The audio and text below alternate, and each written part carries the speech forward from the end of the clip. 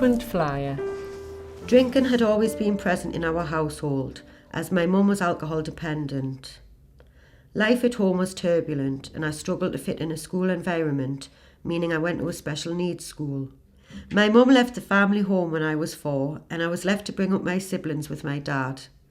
Due to the pressures at home, I started to drink as a coping mechanism from the age of 12 to 13 and then ran away from home and slept rough from the age of 14. Sleeping rough led Lisa to living a life of sex working and using drugs in an attempt to numb the pain of her situation. I met a boyfriend during this time who encouraged me to use hard drugs, which led to many years of abusing heroin. When he went to prison a number of years later, this was the kickstart I needed to stop using heroin.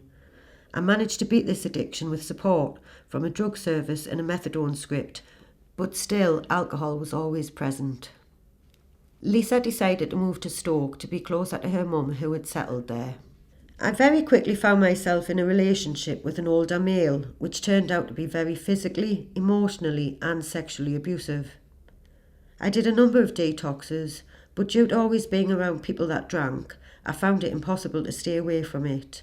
I was classed as a frequent flyer at A&E due to domestic violence or alcohol-related issues. It was due to me attending hospital so frequently that I was picked up by the frequent attenders coordinator. We worked hard to get me into detox, and whilst I was there, I built up the courage to decide that I couldn't go back home to my abusive relationship. I completed my detox after 2 weeks and went to my friend's house in Crewe where I was sofa surfing for around 3 months. I had been knocked back by various housing providers who didn't believe that I would be suitable in my own tenancy due to the high number of police and ambulance calls out at my previous address. We tried hard to convince the council that the call-outs were related to an abusive relationship and not solely me as a person. After Christmas I was offered a flat. I went to see it and fell in love with it as soon as I saw it. I thought that it was too good to be true. When I moved in, my drinking had reduced massively. It took me a while to get used to being on my own, but slowly I am getting used to it. I now engage with all services and make all of my appointments. I strongly believe that being given a chance to manage my own tenancy has given me the skills and confidence to believe in myself and allowed me to focus on other areas of my life that I want to improve.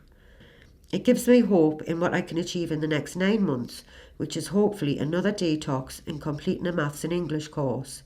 Had services still not believed in me managing my own accommodation, I would never have progressed to where I am now.